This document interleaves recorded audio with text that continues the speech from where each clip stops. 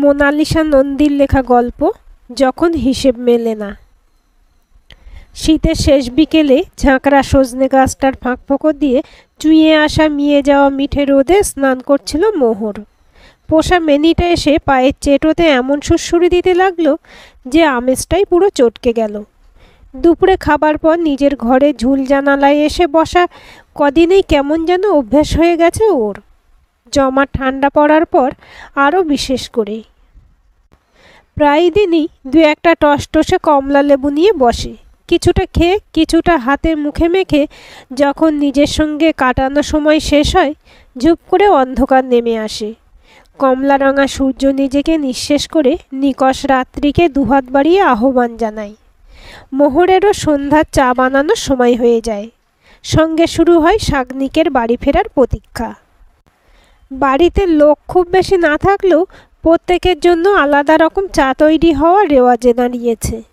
শাশুড়ি মায়ের জন্য আদা দেওয়া কড়া লিকার চা, যাতে কয়েক দানা চিনি তো পড়বে কিন্তু স্বাদে মিষ্টি হবে না, তিতকুটে ভাবটা কেটে যাবে শুধু। শাগনিকের আবার বেশি দুধ বেশি মিষ্টি এলাচ চা ভীষণ পছন্দের। মোহরের এলাচের গন্ধেই গা গুলোয়। হালকা মিষ্টি দুধে ফোটানো গাঢ় চা ওর তালিকার হিট লিস্টে থাকে। আর একজনের অবশ্য কোনো বাছবিচার নেই। সবারটা কাপে ঢালার পর যেটা বেশি বেঁচে থাকতো সেটাই মোহর দিয়ে আসতো ওনাকে চীনামাটির ফুল আঁকা কাপ প্লেটে সাজিয়ে। মোহরের মা বলে, মানুষের খাদ্যাভ্যাস নাকি মনের প্রতিফলন। পছন্দ অপছন্দের ছাপ সেখানে ভীষণভাবে স্পষ্ট। রান্নায় বিশেষ পটু নয় মোহর। বিয়ের আগে তো ভালো মন্দ খাবার পরিবেশনের আগেই চেখে দেখার অজুহাতে উদরস্থ করা ছাড়া আর কিচেন মুখো হয়েছে বলে মনে পড়ে না। অবশ্য এ বাড়িতেও ওকে বিশেষ কিছুই করতে হয় না, সন্ধ্যার চা আর রাতে রুটি ছাড়া। আর তাই প্রত্যেকের চায়ের অভ্যাস থেকেই মানুষগুলো সম্পর্কে যা ধারণা করেছে তার সারমর্ম হলো এই। শাশুড়ি মা তার মোটেই মিশুকে নন। কখনো মোহরের সঙ্গে কড়া গলায় কথা বলেননি বটে, তবুও তার শাসনের ছড়ি যেন সর্বদা ঘুরে বেড়াচ্ছে বাড়িময়। এরপর আসে শাগনিকের কথা, প্রেমরসে টইটুম্বুর স্বামী যাকে বলে। সারাদিনে কম করেও 15-16 বার ফোন আসে তার। বেশিরভাগ সময়টাই দুপ্রান্ত নিশ্চুপ থাকে, তবুও ফোন সে করবেই। উচ্ছিষ্ট চায়ের মতোই উদাস বেখেয়ালি শ্বশুর জুটেছে মোহরের কপালে। ভালো মন্দর বিচার তো দূর, নিজের চাহিদা জানাতেও যেন আপত্তি ওনার। অবশ্য এরকম মানুষকে একদম পছন্দ নয় মোহরের। যেন বেঁচে থাকতে হয় তাই আছে, কোনো উদ্দেশ্য নেই, কোনো বিধিও নেই। গভীর দুচোখে শূন্যতার হাট বসানো। বিয়ের পরে 8 মাস চোখের সামনে কন্যাসম পুত্রবধূ থাকলেও কোনোদিন যেচে একটা কথা বলেননি। প্রথম দিকে মোহরের মনে হতো প্রয়োজনের থেকে একটু বেশি গম্ভীর হয়তো উনি, তাই কারোর সঙ্গে ভাব জমাতে পারেন না। তার উপরে সে নতুন এসেছে, হয়তো কথা বলতে ওনার দ্বিধা। কিন্তু অনেকগুলো দিন কেটে যাবার পরে বুঝেছে একমাত্র শাগনিক ব্যথিত এই ধরাধামেই সকলের সঙ্গেই কথা বলায় ওনার অনীহা। শাগনিকের মায়ের সঙ্গে অবধি দিনে কটা কথা হয় গুণে বলা যাবে। ভাবনার সাগরে ডুব সাঁতার দিতে গিয়ে কখন যে টুকটুক করে ঘড়ির কাঁটা 7টার ঘরে ঠকঠক করছে হুঁশি ছিল না মোহরের। কলিং বেলের আওয়াজে ঘোর কাটল। এত তাড়াতাড়ি তো শাগনিক ফেরে না। অবশ্য কদিন ধরেই অসময়ে বেল বাজলেই বুকটা ধরপড় করে উঠছে মোহরের। দুঃসংবাদের পূর্বাভাসেই কি মনের ভিতর আলোড়ন? দরজার ওপারে দাঁড়িয়ে সুনীল জেঠু, শ্বশুরমশাইয়ের ছোটবেলার বন্ধু, প্রায় আসেন এ বাড়িতে। তবে আজকের আগমনের হেতু একটু ভিন্ন। বাড়ির পাশের ক্লাবে 23শে জানুয়ারি নেতাজির জন্মদিবস উদযাপনের উদ্দেশ্যে প্রতি বছরই বাবার স্টাডিতে টানানো সুভাষচন্দ্র বোসের ফ্রেমে বাঁধানো ফটোটা নিয়ে যাওয়া হয়। এবারে সেই গুরুদায়িত্ব পড়েছে জেঠুর উপর। বৃহস্পতিবারের সন্ধেবেলা আবার মায়ের লক্ষ্মীর পাঁচালি পড়ার সময়, তাই কিছুটা অনিচ্ছায় আর কিছুটা কর্তব্যের ঠেলায় শ্বশুরমশাইয়ের স্টাডির দরজা ঠেলল মোহর। বহুদিন পর। এদিকে ওদিকে ছড়ানো ছিটানো কাগজ, মলাট ছেঁড়া পুরনো বইয়ের স্তূপ, সিগারেটের শেষাংশ আর ছাইদানির তলানিতে বুক চিতিয়ে থাকা ধূসর ছাইয়ের কণা ঘরের একচ্ছত্র অধিপতিকে স্মরণ করানোর জন্য যথেষ্ট ছিল। ঘরের আনাচে কানাচে ছাপ রয়ে গেছে রাজার, শুধু সিংহাসন দখলের মানুষটিই অনুপস্থিত। সুনীল জেঠু চলে যেতেই ওই দমবন্ধকর জায়গা থেকে পালিয়ে আসতে চাইছিল মোহর, কিন্তু কোনো এক অদৃশ্য মন্ত্র বলে আটকে গেল ওর পা। বাবার স্ট্যাডির একটা তাক জুড়ে যে বিরাজমান রবীন্দ্রনাথ, সাধ্য কি হৃদয়ের এমন টান অগ্রাহ্য করার? ধিক্কার লাগলো নিজের উপর। এতদিন এই ঘরে এসেছে, কই কোনো দিনও তো চোখে পড়েনি। নাকি খটোমটো ইঞ্জিনিয়ারিংয়ের বইগুলোর পিছনে ঘাপটি মেরে বসে থাকা কবিগুরুকে এতদিন তার চোখ উপেক্ষা করে গেছে। পরদিন দুপুরে লাঞ্চের পর মোহর আবার নিজেকে সমর্পণ করেছে জানালার কোলে, হাতে তেলোতে যত্নে শোয়ানো শেষের কবিতা। ছোট থেকে কবিগুরুর প্রতি এক আশ্চর্য টান মোহরের। বাংলায় এমএ করাটা তারই ফলাফল। বাপের বাড়ি থেকে আসার সময় তোতে কিছু পছন্দের বই দিতে অনুরোধ করে যখন বাড়ির সবার মুখঝামটা শুনেছিল, নিজের লাগেজ ব্যাগে শাড়ির আড়ালে কয়েকটা গুঁজে নিয়ে এসেছিল। আর কাল তো হাতে স্বর্গ পেল মনে হয়। তবে বাবার স্টাডিটা আবার একবার তল্লাশি চালাতে হবে। মন বলছে ওখানেই মিলবে অমূল্য রতন। রাজ্য সরকারের পূর্ত দপ্তরের কর্মচারী হওয়ার সুবাদে গোটা পশ্চিমবঙ্গই চাকরি সূত্রে চষে ফেলেছেন। আর তারই নিদর্শনে টইটুম্বু তার সংগ্রহশালা। যেখানেই গেছেন সেখানকার স্থানীয় জিনিসে নিজের থলি ভরিয়েছেন। কখনো উপহার পেয়েছেন বা কখনো উপযাচক হয়ে সংগ্রহ করেছেন। পরতে পরতে চমকাচ্ছিল মোহর। এ যেন এক নতুন দুনিয়া, ইট কংক্রিটে ভরা রুক্ষ সূক্ষ্ম জীবনের এক সজীব অন্দরমহল, যেখানে পৌঁছানো বড্ড কঠিন, যে দ্বার সযত্নে অবরুদ্ধ। রাতে খাওয়া দাওয়ার পর কথাগুলো শাগনিককে বলেই ফেলল মোহর। আর একবার কি চেষ্টা করে দেখা যায় না গো? হতেও তো পারে উনি কোনো বিপদে পড়েছেন। যে মানুষ নিজে থেকে হারিয়ে যেতে চায় তাকে খুঁজতে যাওয়া শুধু মূর্খতাই নয়, সময়ের অপচয় মোহর। তাছাড়া এতদিনে এটা তো বোঝাই গেছে, মানুষটা নিজেকে ছাড়া আর কাউকে পরোয়া করে না। নয়তো আমাদের কথা ছেড়েই দাও, নিজের স্ত্রীর কথাটা অন্তত একবার ভাবত। তবুও যদি আর একবার। তা কি করতে চাইছো তুমি? পুলিশ তো হাত তুলে দিয়েছে। আমিও সব আত্মীয়ের বাড়িতে খোঁজ নিয়েছি, বাবার সব বন্ধুদের বাড়িতে নিজে গিয়েছি। রাগ বা অভিমান করার মতো যদিও বা কিছু ঘটেনি, তবুও সেটাকে সম্ভাব্য কারণ ধরে নিয়ে যতটা পেরেছি খুঁজেছি। চিঠি দিয়ে না গেলে তবুও ভাবা যেত কিছু, কিন্তু সে রাস্তাও তো বন্ধ। এমনকি ফোনটা পর্যন্ত অফ করে রেখেছে, হয়তো সিম বদলেছে। সবার চোখে আমাদের অপরাধী বানিয়েই ছাড়ল। আর এই নিয়ে কথা বাড়াবে না, অন্তত মায়ের সামনে তো নয়। পেপারে একটা বিজ্ঞাপন দিলে কেমন হয়, এটাই লাস্ট। আর এ ব্যাপারে কিছু বলবো না। কি ব্যাপার বলো তো? আগে তো কোনো দিন এসব নিয়ে মাথা ঘামাওনি। বাবার ঘরে ছায়া পর্যন্ত ডিঙোতে না। হঠাৎ কি হলো তোমার? কিছু হয়নি। কাল পরশুর মধ্যে বিজ্ঞাপনটা দিয়ে দিও, আর কেউ যোগাযোগ করলে জানিও। এরপর কেটে গেছে কয়েক সপ্তাহ। সশরীরে বা ফোনে কেউ যোগাযোগ করার প্রয়োজন বোধ করেনি। জীবন নদীতে ঘটে চলেছে নিত্যদিনের পলিসঞ্চয়ের খেলা।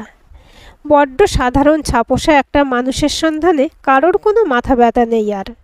শুধু মোহরের মনের কোণে লুকিয়ে থাকা চোরা কাঁটাটা মাঝে মধ্যে খসখস করেই চলেছে। দেখতে দেখতে মোহর আর শাগনিকের বিয়ের বর্ষপূরণ হতে চলল। পারিপার্শ্বিক নানা চাপে দুজনেই দিনটা জেনে বুঝেই ভুলতে বসেছিল। ফেব্রুয়ারির শেষ সপ্তাহ চলছে, তবু উত্তরে হাওয়ার দাপট কমেনি, শৈত্যপ্রবাহ বিদ্যমান। বেশ কয়েকদিন ধরেই খবরের কাগজ আর নিউজ চ্যানেলগুলোতে ঘুরিয়ে ফিরিয়ে চলছে একটাই খবর, তুষারপাত। শ্রীনগরের ডাল লেকে জমে যাওয়া ছবি। সিকিমে অতিরিক্ত বরফের কবলে পর্যটকদের ব্যাহত ভ্রমণের টুকরো টুকরো ঘটনা। দার্জিলিং কালিম্পং জুড়ে স্নোফলে বাঙালির উচ্ছ্বাস, আরও কত কি। ছোট থেকে পাহাড়ের প্রতি এক অমোঘ টান মোহরের। দুগ্ধ সাদা শিখরে ঢলে পড়া সোনা গলা সূর্যরশ্মি পড়ে যখন এক অপার্থিব রূপ নেয় ভোরের পাহাড়, তাড়িয়ে তাড়িয়ে উপভোগ করে সে। বিয়ের আগে বাবার রেলের চাকরির দৌলতে পাহাড়ে বেশ কয়েকটা ফ্যামিলি ট্যুর হয়েছে। অফিস কলিগরা সবাই মিলে হৈ হৈ করে কয়েকটা দিন কাটিয়েছে কোনো এক পপুলার হিল স্টেশনে। তবুও পাহাড়ের কোলে কোনো এক অখ্যাত গ্রামে কয়েকটা দিন নিজের মতো করে কাটানোর লোভ মনের ভিতরে রয়েই গেছে। শত চেষ্টাতেও সে খিদে মেটেনি। রাতে খাবার পর সবে ড্রেসিং টেবিলের সামনে বসেছে মোহর। আঙুলের অগ্রভাগে লাগানো নাইট ক্রিমের চেষ্টা চলছে মুখমণ্ডলের ক্লান্তি নিবারণের। তখনই শাগনিকের দুহাতের আলিঙ্গনে আবিষ্কার করল নিজেকে। হাতে ধরা একটা কাগজ। বেডরুমে টিমটিমে আলোতে কালো অক্ষরগুলো সাদা পাতায় লুকোচুরি খেলছে। ভালো করে তাকাতে নজরে এলো ইন্টারনেটে কাটা একটা ট্রেনের টিকিট। দার্জিলিং মেল, তৎকাল। কেমন চমকে দিলাম বলো? দু আঙুলের ফাঁকে থাকা কাগজটা মোহরের চোখের সামনে নাচাচ্ছে শাগনিক। আধা অন্ধকারে উত্তেজনায় জ্বলছে ওর চোখ দুটো। কিন্তু হঠাৎ এভাবে, তাও আবার তৎকাল। প্যাকিং করার সময়টুকু তো দেবে। মোহরের মুখে নকল বিরক্তির লেশ, চোখে খুশির ছোঁয়া। শাগনিকের উত্তেজনার কম্পন ওর বুকেও যে ঢেউ তোলাচ্ছে। সারপ্রাইজ বেবি, বিয়ের 1 বছর হতে চলল, এখনও বউকে নিয়ে হানিমুনেই যেতে পারলাম না। এরপর কি ছেলেপুলে সঙ্গে নিয়ে যাব নাকি? মোহর বুঝল আজ আবহাওয়া অন্যরকম। শীতের ড্রেস তার জীবনসঙ্গীর প্রেমিক সত্তার পূর্ণ বিকাশ ঘটানোর পিছনে অনেকখানি অবদান রেখেছে। কিন্তু চিন্তা যে অন্য জায়গায়। শাগনিককে মশারি টানাতে বলে বেরিয়ে এলো বেডরুম ছেড়ে। ডাইনিংয়ের কোণার ঘরে আলো এখনো নেভেনি। ঘুমাননি এখনো? আসবো? তুমি এত রাতে? বাবুর শরীর ঠিক আছে তো? কিছু বলার ছিল মা? কাল আমি আর শাগনিক তৎকাল টিকিট দার্জিলিং মেলে। জানি, অফিস ফেরতা বাবু এসেছিল। ঘুরে এসো তবে। এমনিতেও তো কোথাও যাওয়া হয়নি তোমাদের। সেবারেও তো যাবে বলে। যাক ছাড়ো, অনেক রাত হলো। গোছান গাছানো করতে হবে। নাকি করা আছে? মানে? আমি তো কিছুই জানতাম না। মা, বলছিলাম কি, আমার এখন কোথাও যেতে ইচ্ছে করছে না। আপনি বাড়িতে একলা থাকবেন, আর আমরা অতগুলো দিন। আগে জানলে আপনাকেও নিয়ে যেতাম। কি? বাবু জানে তোমার এইসব ইচ্ছের কথা? আমায় তুমি ঠিক কী রকম মানুষ বলে মনে করো বলো তো? একা হাতে এতদিন সংসারটা সামলেছি। চিরকাল একাই ছিলাম আমি। আজ নতুন তো নয়। বাবা কি সত্যি হারিয়ে গেছেন মা? না এই একচ্ছত্র সাংসারিক জাল মানুষটার সত্তাটাকেই হারিয়ে দিয়েছে? নিজের ঘরে যাও মোহর। সব সম্পর্কের ভিতরে মাথা গলিয়ে দিও না। 1 বছর হতে চলল, কিন্তু এই পরিবারের একজন হয়ে উঠতে পারিনি এখনো আমি। বারবার মনে হয় অনেক কিছু গোপন আছে আমার কাছে। দম বন্ধ হয়ে আসে আমার। তোমার বরের সম্পর্কে কিছু লুকানো হয়েছে বলে কি তোমার মনে হয়? অন্য সম্পর্কগুলোকে প্রাধান্য দিতে গিয়ে নিজের সম্পর্কের সমীকরণগুলো গুলিয়ে ফেলো না। আর কথা বাড়ায়নি মোহর। ফিরে এসেছিল নিজের ঘরে। একরাশ প্রশ্নের ডালি মনের আনাচে কানাচে অবাধে বিচরণ করছিল। রাত 10টা 5 ঘড়ির কাঁটা মেপে শিয়ালদা থেকে ছাড়লো দার্জিলিং মেল। শেষ মুহূর্তে টিকিট জোগাড় করাই একটা মিডিল আর একটা আপার বার্থ জুটেছে হানিমুন কাপলের কপালে। শাগনিককে পটিয়ে পাঠিয়ে মধ্যিখানে গুঁজে দিয়ে ওপরেরটাই চড়ে বসল মোহর। মাঝের বার্থে থাকলে নিজেকে কেমন যেন স্যান্ডউইচের মধ্যে থাকা শশার টুকরোগুলোর মতন মনে হয়। ওপরের আর নিচের ব্রেডের মসজিদেই চালিত হবে নিজের সময় সারণী। কাল রাতে অনেক আবেগ ভালোবাসায় জর্জরিত করে বরের পেট থেকে গন্তব্যস্থলের কথা জানতে পেরেছে সে বেটা তো গিয়েই নিজের দায়িত্ব শেষ করে দেবে। পারলে হোটেলের রুম থেকেই বেরোবে না। ব্যালকনির চেয়ারে নিজেকে সমর্পণ করে পূর্ণিমার চাঁদ দেখেই মধুচন্দ্রিমা কাটাবে। অগত্যা ট্রেনের ভিতরে বুড়ি ছোঁয়া ইন্টারনেটের দয়ায় আর নিজের তাগিদে স্পট ঝাড়াই বাছাইয়ে মন দিল মোহর। কিন্তু ট্রেনের দুলুনি আর বাঁধ ভাঙা উত্তেজনায় কখন যে চোখের দুটি পাতা একে অপরকে কাছে টেনে নিল সেটা নিজেও বুঝতে পারল না। ঘুম স্টেশন পেরোতেই মোহর চোখ রাখল স্মার্টফোনের ম্যাপে। যিনি জানাচ্ছেন এখনও প্রায় 8 কিলোমিটার যাত্রা বাকি। শাগনিকের কোনো এক অফিস কলিগের মামাকে ধরে ফরেস্ট বাংলোর একটা ঘর নাকি বুক করা গেছে। মায়ের আদরের বাবুতাই ফুরফুরে মেজাজে ড্রাইভারের সঙ্গে খোশ গল্পে মেতেছে। একের পর এক বাঁক ঘুরে 2 সওয়ারির গাড়ি পাকদণ্ডি বেয়ে ক্রমশ এগোচ্ছে কুয়াশার রাজ্যে। পাইন ওকে ঘেরা লেপচা জগতের দিকে, যেখানে রোদের কণা আর নীল কুয়াশা প্রতিনিয়ত লুকোচুরি খেলে। সকাল সন্ধে মানে না। বেড়াতে গিয়ে ইতিউতি বাঙালি খাবারের দোকানের খোঁজ করা, মাছে ভাতের জন্য মন আনচান করা, হোটেলে আর কোনো বাঙালি সহযাত্রী থাকার সম্ভাবনা আগে থেকেই অনুমান করা, এসবের জন্য যে কোনো রাজ্যে মাই দেশের বাইরেও বাঙালি জাতির প্রচার জারি আছে। কিন্তু পয়সা খরচ করে ভ্রমণে বেরিয়ে ভর দুপুরে ভরপেটটা খেয়ে ভাত ঘুম দেবার অভ্যাস যে লিস্টে সবার ওপরে থাকে সেটা মোহরের জানা ছিল না। সাগ্নিক সেই যে খেয়ে দিয়ে দুধ সাদা বিছানায় টান টান হয়েছে, রাতের আগে সে ঘুম ভাঙবে বলে মনে হয় না। এদিকে প্রকৃতি জানান দিচ্ছে সন্ধে হতে আর বেশি বাকি নেই। তাই শেষ বিকেলে মোহর একাই বেরিয়ে পড়ল সূর্যাস্ত দেখার লোভে। যদিও মেঘের আচ্ছাদন ভেদ করে সে দৃশ্য দেখার সৌভাগ্য কতখানি হবে সে নিয়ে যথেষ্ট সন্দেহ আছে। বাংলোর বাইরে পা রেখেই যেটা প্রথমে স্নায়ুতন্ত্রের জোর ধাক্কা দিল তা হলো জম্পেশ ঠান্ডা। কলকাতায় বসে উতরে হওয়ার নাম শুনেছে বটে, তবে পশ্চিমবঙ্গের উত্তরের প্রায় নাম না জানা লেপচাঁদের গ্রামে এসে হাড়ে হাত ঠেকছে দেখে সে হাওয়ার তাৎপর্য মালুম হলো। চড়াই উতরাই পথ এঁকে বেঁকে চলে গেছে বহুদূর, যদিও সে পথের সৃষ্টি ট্যুরিস্ট আর গ্রামবাসীদের জন্য। ফেব্রুয়ারির শেষ, তাই বুনো ফুল খুব বেশি না থাকলেও কোথাও কোথাও দু একটা উঁকি মারছে। বেশ কিছুটা এগোতেই শুরু হলো পাইনের জঙ্গল। আকাশ ছোঁয়া শাখা পোশাকাবিহীন ওক আর পাইন শাড়ির মাথায় চলেছে মেঘেদের খেলা। এমন দৃশ্যে সাক্ষী থাকতে পেরে মোহর যখন নিজেকে ধন্য মনে করছে, তখন নিজের অজান্তেই সে যে বাংলো থেকে অনেকটা দূরে চলে এসেছে খেয়াল নেই। পাহাড়ি জায়গা হওয়ায় ঝুপ করে নেমে গেছে সন্ধ্যা। ইতিমধ্যে রহস্য ঘেরা জঙ্গলও নিজেকে মুড়ে ফেলেছে নিস্তব্ধতার মোড়কে, নৈঃশব্দতাকে করেছে ছায়াসঙ্গী। হুঁশ ফিরল ডান পায়ের বুড়ো আর মধ্যম আঙুলের মাঝে চিনচিনে জ্বালা শুরু হওয়ায়। ব্যথাটা ক্রমশ পায়ের তালুতে ছড়িয়ে যাচ্ছে। জঙ্গলে কিছুতে লেগে পা কেটে গেল কি না ভাবছে, এমন সময় বিদ্যুৎ বেগে প্রথমেই যেটা মাথায় এলো তাতে নিজেকেই দুঘা কষিয়ে দিতে ইচ্ছে করছিল মোহরের। দুটো পায়েই একই অনুভূতি শুরু হয়েছে, জ্বালা জ্বালা ভাব, সঙ্গে ব্যথা ক্রমশ বাড়ছে। সামনে যতদূর চোখ যায় শুধু গাছের সারি, একে অপরের সঙ্গে ফিসফিসিয়ে কথা বলছে যেন। মোহরের দশা দেখে হাসছে। এমন সময় মাথা ঠান্ডা রাখাই দস্তুর। ফোনের টাওয়ার পুরোপুরি নিশ্চিহ্ন, একটা দাঁড়ি পর্যন্ত নেই। পরিস্থিতি নাগালের বাইরে চলে যাবার আগেই কিছু একটা ব্যবস্থা করার চেষ্টায় একে একে ইন্দ্রিয়গুলো সজাগ হতে শুরু করলো। ফোনের টর্চটা অন করতে নিজের চারপাশে বৃত্ত কিছুটা আলোকিত হলেও উদ্ধার পাওয়ার পথ সেই অনন্ত অন্ধকারেই। আগুপিছু ভাবনা ত্যাগ করে প্রথমে ইউটার্ন নিল মোহর, আর তারপর নাক বরাবর এগোতে লাগলো সামনের দিকে।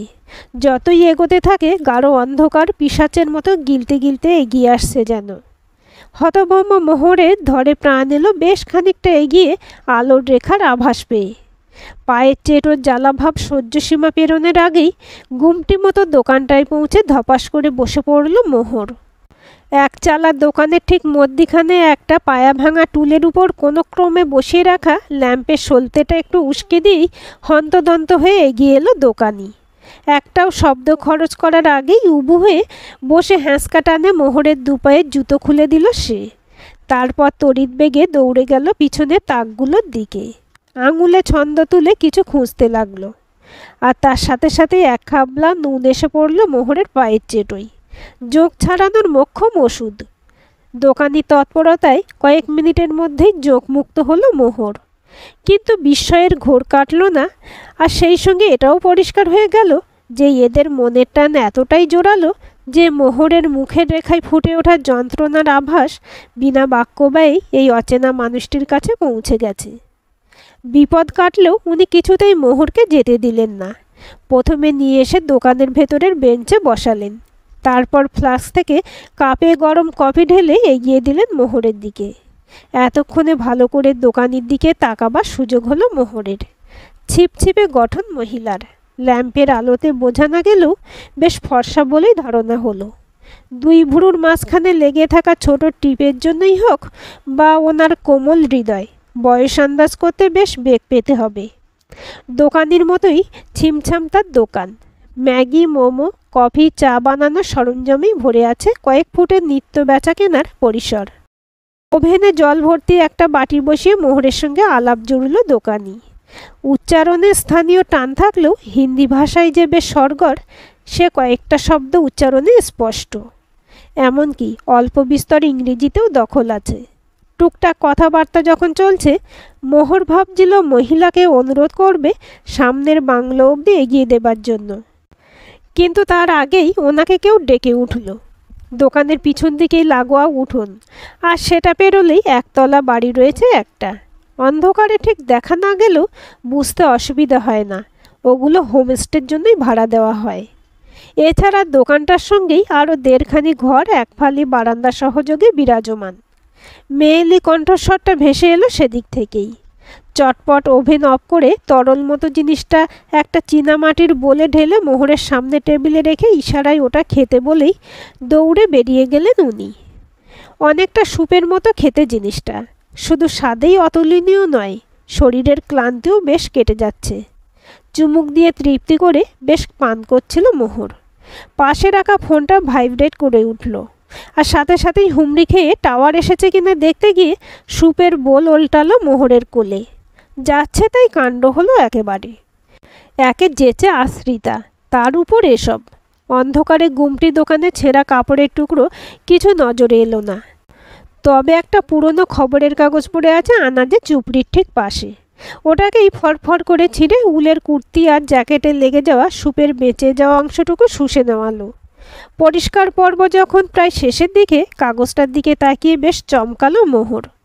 বাংলা খবরের কাগজ, শুধু তাই নয়, কেন কে জানে খুব চেনা লাগছে কাগজটা। কিছু বিশেষ খবর থাকলে পুরো কাগজ খুঁটিয়ে পড়া ছোটবেলা থেকে অভ্যেস মোহরের। তবে সেদিন কি বিশেষ কিছু ছিল? গো গো করে ফোন ঢুকলো শাগনিকের, কয়েকটা মেসেজ। বারবার ফোন করে মোহরকে না পেয়ে খুব চিন্তা করছে। এদিকে দোকানিকে কিছু না জানিয়ে একা বেরিয়ে যাওয়াটাও রুচিতে বাঁধে। গুটি গুটি পায়ে বারান্দা টপকে মোহর এগোতে লাগলো দোকানির ঘরের দিকে। দুজন মহিলার চাপা স্বরে কথা কাটাকাটির আওয়াজ ভেসে আসছে।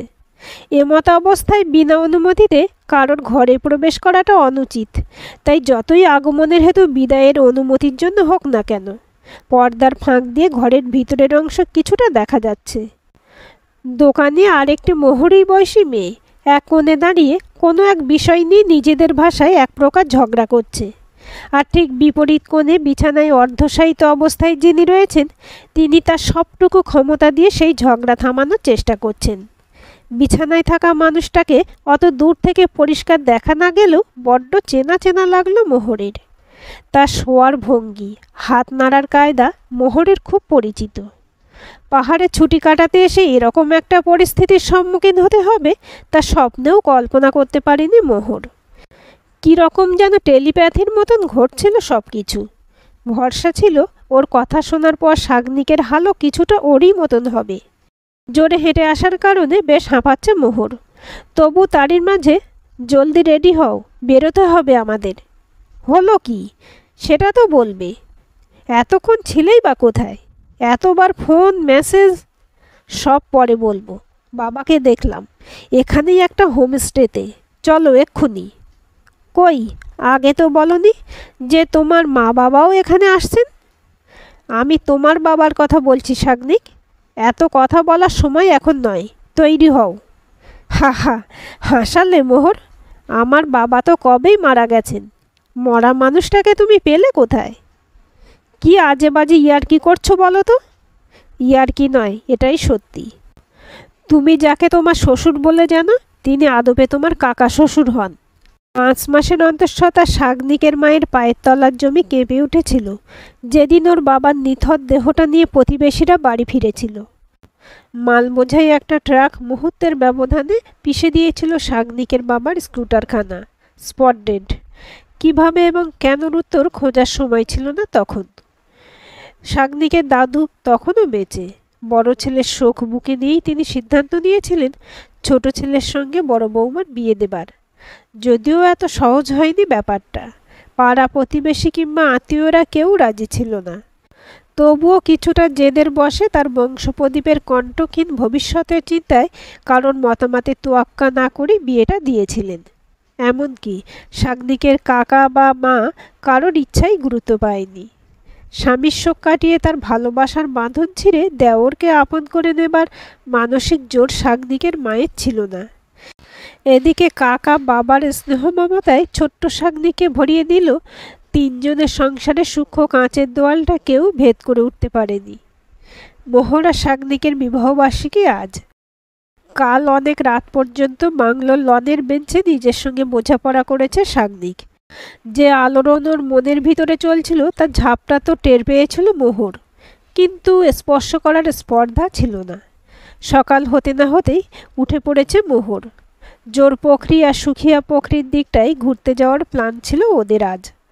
ভাবছে বাতিল করে পুরো দিনটা বাংলোতে নিজেদের মতন করে কাটাবে। শাগনিকও খুশি হবে মনে হয়। নিজের ইচ্ছে অনিচ্ছা, প্রিয় অপ্রিয়র সঙ্গে আরেকটু বেশি পরিচিত হতে পারবে, যা এই ব্যস্ততার মোড়কে ভরা জীবনে ভীষণ প্রয়োজনীয়। দোকানটা এত সকালে খোলা পাবে আশা করেনি মোহর, তবে ওভেন এখনও জ্বলেনি। দোকানি কালকের উচ্ছিষ্ট পরিষ্কারে ব্যস্ত।